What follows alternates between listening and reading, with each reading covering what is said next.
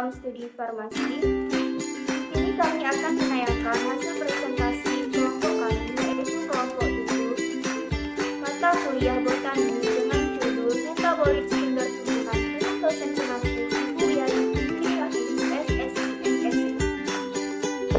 Perkenalkan, nama saya Muhammad Gorki, MPN 2021141311. Dan perkenalkan juga saya Adila Putri, MPN 20211411.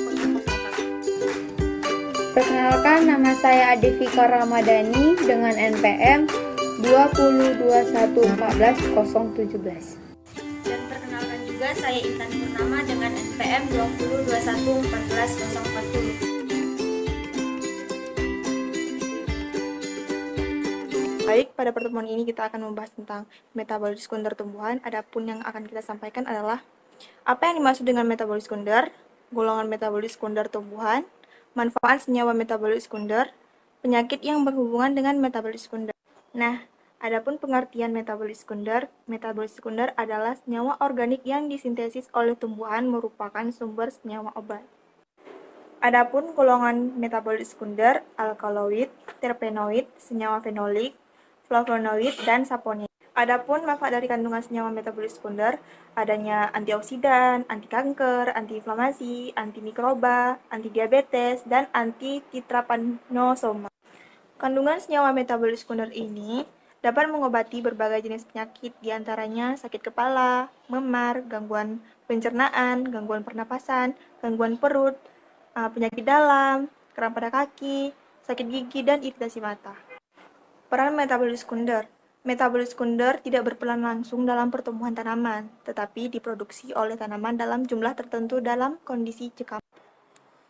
Selanjutnya kita akan membahas tentang contoh metabolit sekunder. Nah, contoh metabolit sekunder ini adanya antibiotik, pigmen, racun, efektor kompetisi ekologi, simbiosis, feromon, inhibitor enzim, agen imunomodulasi, dan ada juga antagonis reseptor dan agonis, peptidsida, agen antitumor, dan stimulan untuk pertumbuhan tanaman.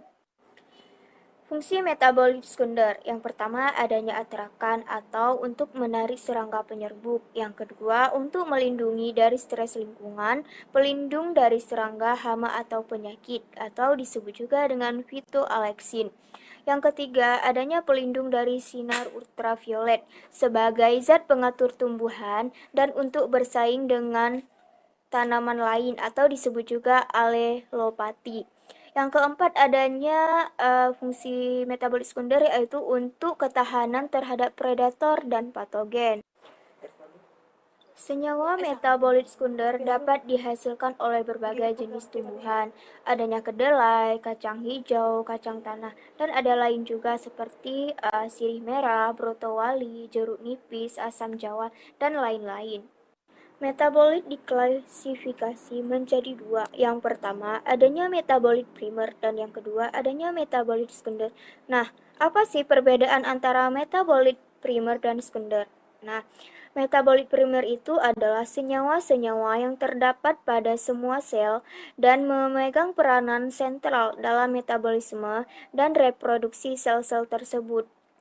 Sedangkan metabolit sekunder adalah senyawa metabolik yang tidak esensial bagi pertumbuhan organisme dan ditemukan dalam bentuk yang unik atau berbeda-beda antara spesies yang satu dengan spesies yang lain. Selanjutnya, tumbuhan berevolusi dengan berbagai cara untuk bertahan dari berbagai cekaman. Salah satunya dengan menghasilkan metabolit sekunder yang bersifat toksik atau racun. Metabolit toksik umumnya terakumulasi dalam vakuola, rongga ekstraseluler trikoma, atau disekresi dalam sel ekstra. Selanjutnya kita akan membahas tentang glikosilasi. Nah, glikolisasi merupakan modifikasi penting yang terjadi pada berbagai metabolit sekunder. Berdasarkan asal-usul biosintesis, produk metabolit tumbuhan alami dibedakan menjadi 3 kelompok, seperti yang telah dibahas tadi, yaitu terpenoid, alkaloid, dan fenilpropanoid, serta kelompok senyawa antioksidan dan fenolik. Selanjutnya saya akan membahas tentang sumber antioksidan. Terdapat 2 kelompok, yaitu antioksidan sinetik dan antioksidan alami. Antioksidan alami berasal dari senyawa fenolik seperti golongan flavonoid. Flavonoid adalah kelas metabolit sekunder yang diproduksi oleh tumbuhan. Senyawa ini menjadi racun bagi organisme lain. Beberapa metabolit berinteraksi dengan molekul yang memiliki fungsi seluler fundamental seperti DNA, protein yang terlihat dalam pembelahan. Pembentukan metabolisme sekunder, nutrisi, penerimaan laju pertumbuhan, kontrol umpan balik, interaksi enzim, induksi enzim. Jalur pembentukan metabolit sekunder. Jalur pembentukan metabolit sekunder dan jenis senyawa yang diberikan jalur pembentukan metabolit atau senyawa metabolit yang dihasilkan sekunder. Jalur asam meloat, asam lemak, fluorat, maristal, flamiat, stearat, oleat, linoleat, linolit, gliserida, foliselin, flosifida, dan glofida. Jalur asam mefalonat, essential oil, squalene, metorfenoid, mentol, koroid, steroid, terpenoid, sapogenin, geraniol, ABA, dan GA3. Jalur asam sklinat, asam sinamat, fenol, asam benzoid, lignin, kumarin, tanin, asam amino, benzoid, dan guinon. Secara umum, metabolit sekunder dibedakan menjadi 3 kelompok, yaitu terpena, nitrogen, dan senyawa fenolik. Biosintesis terpen. Biosintesis terpen dapat terjadi melalui 2 jalur. Yang pertama, lintasan asam mefalonat. Yang kedua, jalur metil eritritol fosfat atau MEP. Biosintesis terpenoid pada tumbuhan dapat terjadi melalui jalur deoksiselulosa. Kemudian, alur biosintesis terpenoid dapat diawali dengan pembentukan isopentenyl pirofosfat, disebut juga dengan IPP, ataupun diametilalil pirofosfat atau DMAPP, yaitu isopren yang mengikat 2 buah fosfat lalu bergabung menjadi satu dengan yang lain dari ujung hingga pangkal, sehingga akan membentuk monoterpen, sesquiterpen, diterpen, triterpen, dan seterusnya. Contoh senyawa turunan dari golongan terpen yaitu senyawa azadirachtin yang sering dimanfaatkan sebagai biopestisida. Senyawa metabolit sekunder dari golongan fenolik diperoleh dari penilalamin, asam sinamat, dan eliminasi molekul amonia. Ada beberapa hipotesis tentang fungsi metabolit sekunder. Misalnya dalam mempertahankan hidup dari infeksi bakteri, fungi, insekta, ataupun hewan melalui produksi antibiotik. Tanaman yang mampu menghasilkan senyawa metabolit sekunder yang berpotensi dijadikan sebagai sumber gen yang tahan terhadap hama ataupun penyakit tertentu, serta berpeluang dikembangkan sebagai biopestisida. Ekstrak fenolik dari tanaman tahan menunjukkan aktivitas penghambatan pertumbuhan pada Sclerotinia ascospores yang lebih kuat daripada tanaman rentan. Berikut ini adalah contoh dari produk metabolit sekunder. Baik, selanjutnya saya akan membahas tumbuhan metabolit sekunder.